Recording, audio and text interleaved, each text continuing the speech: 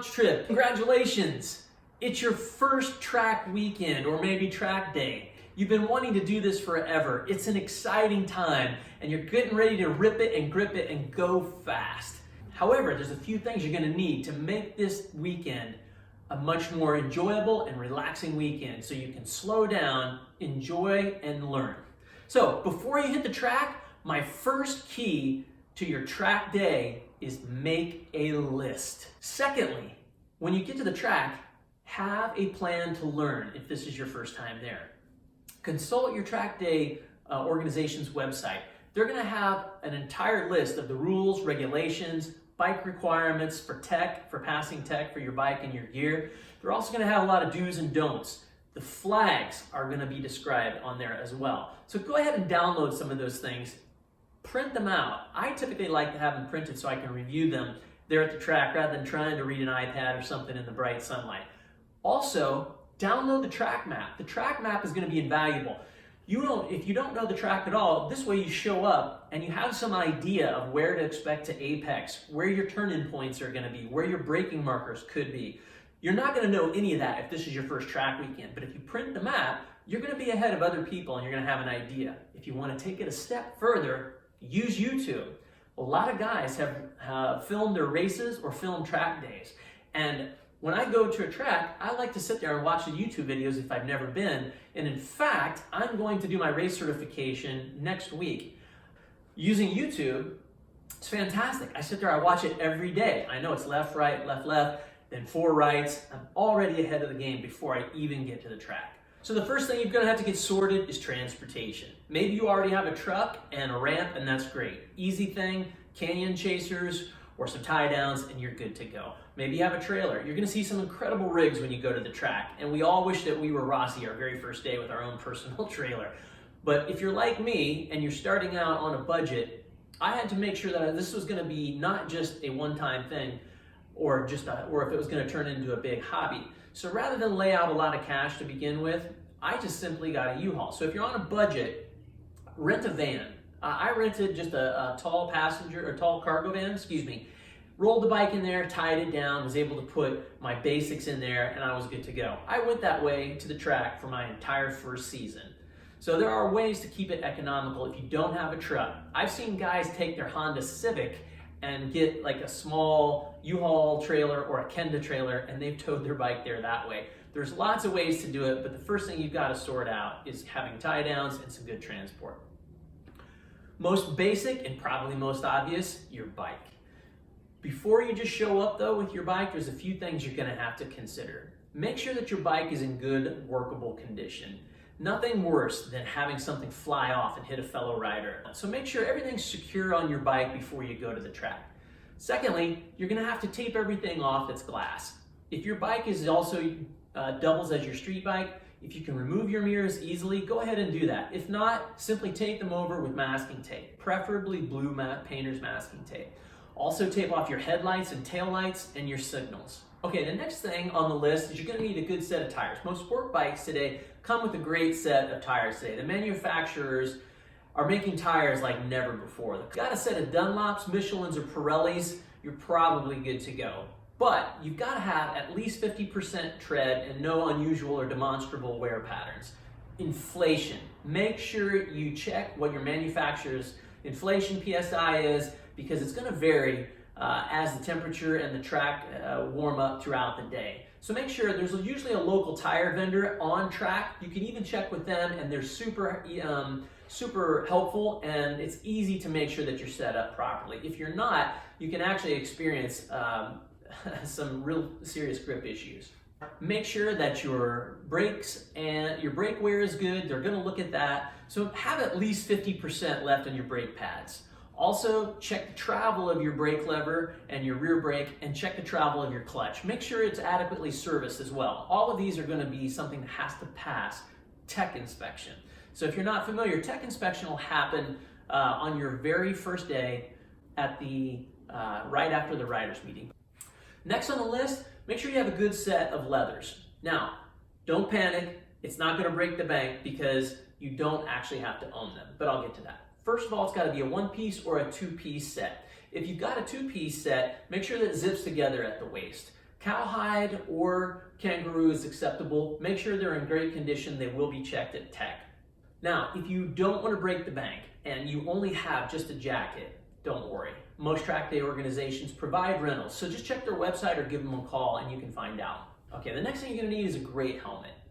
Helmets typically have to be DOT, Snell, ECE, or BSI approved, so just look on the back and it'll tell you. When you go to tech, they're going to look for impact or scratches, and if you have a fairly sizable scratch or impact, they're not going to let you pass tech, so make sure your helmet's in good condition. Boots. Boots have to be above the ankle, typically mid-calf, and in good condition. Leather, cowhide boots. Gloves. Gloves have to be the gauntlet style and with good securing and fastening devices. So those are just the basics that you're going to need for a track day, and you can get by with what I've just described at the absolute bare minimum. But here's a couple things that are nice to have and really preferential, but it'll make your track day much more enjoyable and keep your energy level up. Number one, an undersuit. Now, when you're first starting out, you may not have the money to go out and buy the newest Alpenstars or Dainese undersuit. I didn't. I started out with just regular compression gear from TJ Maxx or Marshalls. Now, typically, the reason that you want to have this on is when you start to sweat, and you will sweat, especially if you do these track days in the summer, getting in and out of your leathers is a real chore. You're going to see the everyday flop that looks like you're just like a fish out of water, and everybody's doing it. You're trying to get out of there. If you've ever been in a one-piece suit of leathers, you know what I'm talking about. But compression gear is a great starter. It's economical. You can usually pick them up for 10 bucks. The problem with compression gear, and this is just my opinion, some people really like it because they feel like it keeps their muscles good for the day. I find that, especially when it gets really hot in July and August, that they're just too warm. You start sweating like crazy. Now they do make warm gear for when you're riding in the cooler weather, and I can understand that, but this is truly preferential. I prefer Moto D. Moto D, which you can see hanging behind me, and I'm going to show in the clip as well, is made out of Coolmax, and there are others by Alpenstars as well as Dainese. But the Coolmax it's stretchable and it's easy to move, but it breathes. It's a fantastic product. I don't get any sort of kickbacks. I just love it, and they're economical. They're almost half the price of all the other brands out there. The biggest thing about it is it makes it so easy to get in and out of the suit. If you were, Valentino Rossi or racing World Superbike like Chaz Davies, you'd be able to just stay in your leathers and the box is air conditioned and the fan's on you and you're good to go. But at a track day, you're going to go through a lot of sessions, and as you go through all the sessions, you're going to be in and out of your leathers, or at least taking the top half off. And so it's crucial to conserve energy. Socks. Moto D also makes a set of socks that I love. They're made of Coolmax. Now, a regular pair of cotton socks, I would completely say, if that's all you got, do it. But you're going to find that in all that leather, you're going to sweat, and all of it's sweat's going to accumulate in your boots, and you're going to be walking around in mush throughout the day. So if you got some sort of Coolmax or even thin wool, and that sounds ridiculous, but wool breathes. The cotton just soaks it up and holds it in there. They also come up high, so it's easy to get in and out of your boots. On top of that, they have these little rubber, silicone grippers on the bottom. Not a big deal, but once you're in your boot, it keeps you from sliding around once you start to sweat. So, the other thing that's going to be crucial, I think, bring a bicycle. If you have a moped, or even better yet, if you've got a lot of cash, then you can go out and buy a nice Grom or a pit bike, do it. Because when you get in pit lane, there's nothing worse than having to go to the bathroom in between sessions, and you will have to go to the bathroom as much as much fluid as you're drinking and as you're sweating throughout the day. But it is a long walk if you're parked at the end and there's only one head and there's no bathrooms and there's no porta potties. So do yourself a favor, get a bicycle at bare minimum so it's easy to get back and forth. All right, so the next items on the list will be your equipment and then your gear. It's extremely hot when you're on the track. There's concrete and asphalt all around. The sun is just pounding down on them, and then they're reflecting back to you. You're in 25 pounds of leather, helmet, gloves, and boots. You are going to get warm. So you're going to want to make sure that you have everything right where you want it and easily accessible. First thing, gas cans. Gas is provided at most tracks, but they're going to gouge you. they're going to make their money. They're typically $1 or more per gallon than what you're going to get out in the economy. Have at least 2 gas cans if you can, if you're going to be there for the weekend. If you're just going to be for the day, you can probably get through with showing up with having your tank full and 1 full 5-gallon gas can. My favorite gas can. My favorite gas can, these came out, they're called the Sure Cans. These came out initially as something that was just for lawn care. You'd find them at Lowe's. And you'll see all different kinds of VP race cans and everything, and people are in their leathers and it's hot and you're trying to pour and you're trying to balance, and inevitably you'll always end up spilling on your tank. And then you just get it all over the place and it's annoying and it's a hassle and you got to clean it all up. The cool thing about this little thing is that, let me undo it here. The cool thing about this silly thing is it goes like this, you hold it above and you control the flow with the trigger. I cannot tell you how nice that is when you're hot and sweaty and you just want to get back on track. In fact, it's become so popular that VP mimicked them, and it's the exact same can, and then they slap their own sticker on the front of it. They market it for $5 more than Sure Can does. So just go to Lowe's and pick one of these up. They're about $40, and it will save you a lot of hassle. They hold about 5 gallons. Okay, next thing you're going to need on the list, tools. You're typically, and this is going to be subjective to how much of a wrencher you are. Myself, I'm not very much of a wrencher, but as time goes on, if you turn this into a hobby, there's just things you absolutely have to have. The most important would probably be a tire gauge. You're going to need to check your tire pressures throughout the day. Oil funnel if your bike burns a lot of oil, and at these high speeds you're riding a lot harder than you typically ride on the street. So you're gonna, especially if you have a Ducati, this bike eats through oil like crazy. I'm topping it off about every other day. So go ahead and make sure you have a funnel with you and bring that. Sockets, wrenches, whatever fits your bike. Typically most bikes are metric if they're Japanese or Italian. I have a whole torque set as well as Allen wrench set. Now the other thing that's super useful, and it's probably going to be more down the line for those who are getting more advanced, but it is very helpful if you need to do any sort of work, are stands. Track stands are fantastic. I really like Pitbull. Pitbull is made of tubular steel, and they're just basically impregnable. There are all sorts of brands out there, but to me, these are worth every penny. You know they're not going to, in any way, shape, or form, break. And if you need to change a tire, if you need to check your brakes, change your brakes, this is exactly what you're going to need to make this job easy.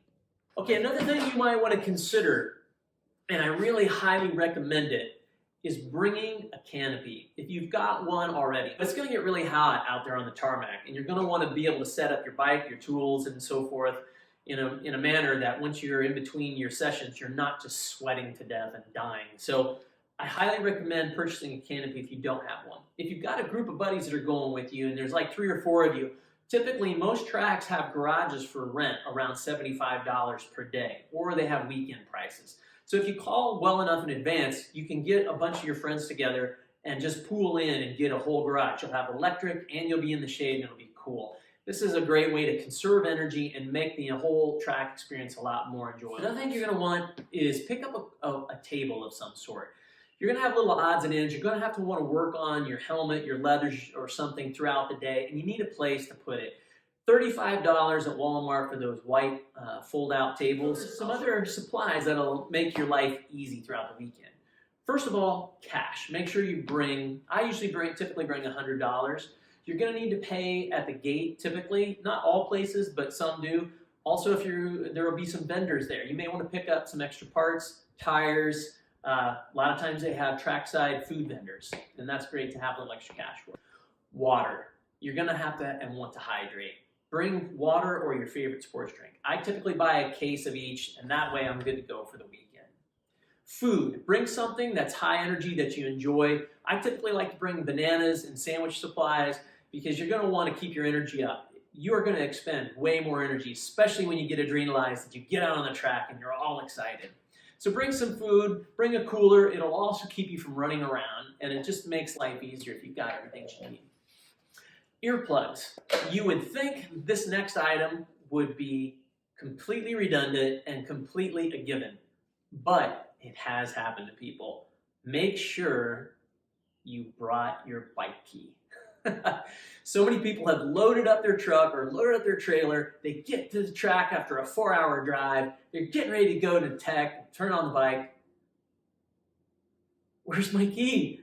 Their weekend is shot. In fact, I always bring my spare set and put them in a bag somewhere or put them in my truck so that way I've got extras in case I just have complete brain fart. So, sunscreen, next on the list. This seems ridiculous. You're covered in 20 pounds of leather, Mark, from head to toe. I got gauntlets and boots and a helmet on. Why do I need sunscreen? But if you're like me and you're a super duper whitey, after a whole weekend, this little spot right here, it gets burned, even with tinted or mirror visor on. And even more so, as you're hunched over the bike, there's this little area on the back of the neck between helmet and leather that's exposed. And there's nothing worse than having a lobster strip right there, and it's painful on day 2. So I highly recommend sunscreen. Super handy, a portable generator. The things that you're gonna need with that generator, extension cords. You're gonna have to, when you're at the track, you're gonna wanna set the generator away from your campsite. And most everyone runs a really long extension cord. The generators are off in their own area. So that way, it's not disturbing other people and you can talk while you're in your campsite. So make sure to pick up at least 2 extension cords. Fans. This is up to you. If you want to spend $100, you can go to Lowe's and get one of those big mega industrial fans, and a lot of guys do. And let me tell you, it's awesome in the summertime, especially in July and August. But if you're like me and you were just starting out with pretty much nothing, I brought the old house fan I had from my bedroom, and it served me just fine. I always bring a small portable fan, and I use that, as a lot of people do, to blow up into my helmet and just take all the sweat out of it in between my sessions. Also, it's great just to sit on a table and blow in your face while the other big fan is blowing the rest of your body. And as you progress and you move up the ranks from novice, intermediate, advanced, and maybe even expert, one of the things you're going to want to do, and what's going to happen is, as you get faster and as you push the limits of traction and grip, you're going to find that your DOT tires, as good as they are going to start to have limits. Tire warmers. Once you move up to slicks, you're no longer able to just bring these tires that are DOT and ride them for the first couple laps. You need them to be up to temperature when you're going out on tracks. But you can pick up some Woodcrafts for about $300 and some change, and there's Chicken Hawk, and there's lots of brands. But I highly recommend that once you move up in your speed and your advancement, definitely pick up a pair of tire warmers. Thank you very much for watching. Please like, subscribe, any comments. Love to hear from you guys. And I hope you enjoy the video. Let's go.